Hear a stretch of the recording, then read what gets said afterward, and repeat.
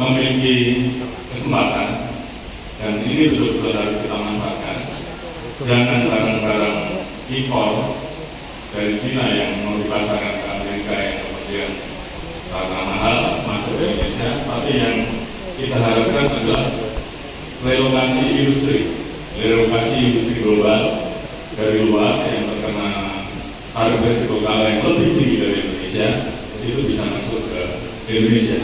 Ini tentunya menjadi PR kita untuk bagaimana kemudian menjaga agar iklim investasi di Indonesia tetap bisa bersaing, sehingga kemudian di tengah situasi yang ada peluang investasi dari negara-negara lain untuk masuk ke Indonesia kemudian menjadi lebih besar, dan ini betul-betul harus kita manfaatkan. Kemudian politik bukan aktif kita yang kemudian memberikan ruang kita untuk melakukan kerjasama dengan berbagai negara, termasuk juga beberapa kelompok negara seperti BRICS, kemudian CPTPP dan OECD. Ini tentunya kita harapkan bisa menjadi pasar baru terkait dengan barang-barang yang selama ini mungkin terhambat karena tarif risiko kalah.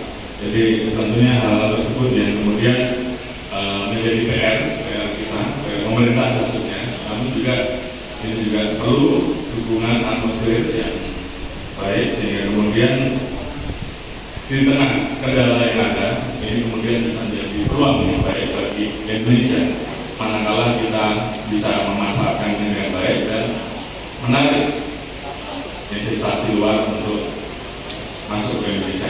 Karena kita memiliki sumber daya alam yang cukup, sumber daya alam yang luar biasa yang kemudian itu bisa menarik investasi, samping juga sumber daya manusia yang cukup besar, dan ini tentu harus kita bicarakan dengan baik. Ini yang tentunya menjadi catatan penting. Bagaimana misi akta kita yang sudah disampaikan oleh Bapak Presiden Prabowo, dan saya kira seluruh pemimpin negara mulai dari zaman Pak Soekarno sampai dengan penerusnya Presiden Soeharto, kemudian Gus Dur, Mega, Pak SBY, kemudian dilanjutkan oleh Pak Jokowi, dan sekarang Pak Prabowo, semuanya tentu memiliki cita-cita untuk bisa menyejahterakan rakyatnya, karena itu amanat dari Undang-Undang Dasar.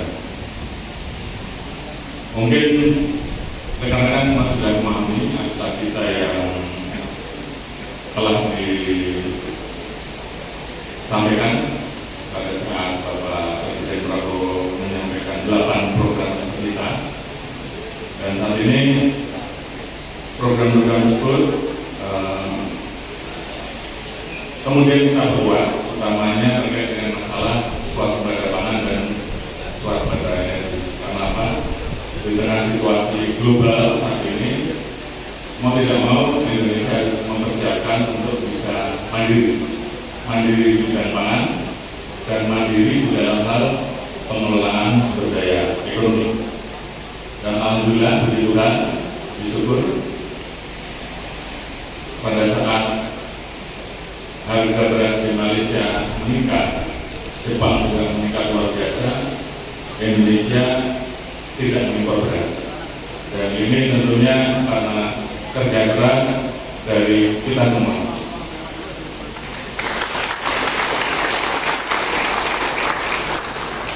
Tentunya ini harus kita pertahankan dan kita tingkatkan, karena kita memiliki program ke depan bagaimana melakukan perluasan 3 juta hektar untuk menanam padi dan 1 juta hektar untuk jagung, dan ini tentunya juga akan meningkatkan gairah para petani. Di satu sisi pemerintah juga mengeluarkan kebijakan untuk meningkatkan harga gabah. Saat ini 6.500 untuk padi dan jagung 5.500, dan saya kira ini diharapkan bisa menghidupkan perekonomian khususnya yang berbasis wilayah pertanian. Dan harapan kita dengan panen yang cukup bahkan berlebih. Ke depan harapan kita bisa mengekspor apabila memang di dalam negeri sudah cukup.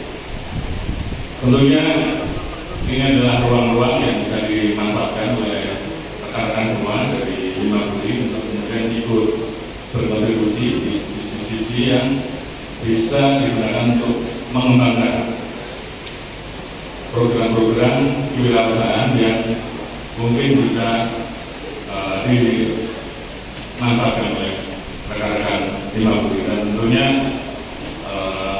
kementerian terkait termasuk kami siap untuk menjadi fasilitator terkait dengan program-program tersebut. Kemudian selanjutnya ada beberapa program juga yang mungkin ini rekan-rekan juga bisa ikut masuk, antara lain artinya ada yang namanya koperasi desa Karangputih. Ini akan dibangun kurang lebih 70.000 sampai 80.000, di mana di dalamnya koperasi tersebut akan dilengkapi dengan kantor, gudang penyimpanan, cold storage, apotek desa, klinik desa, dan municipal. Jadi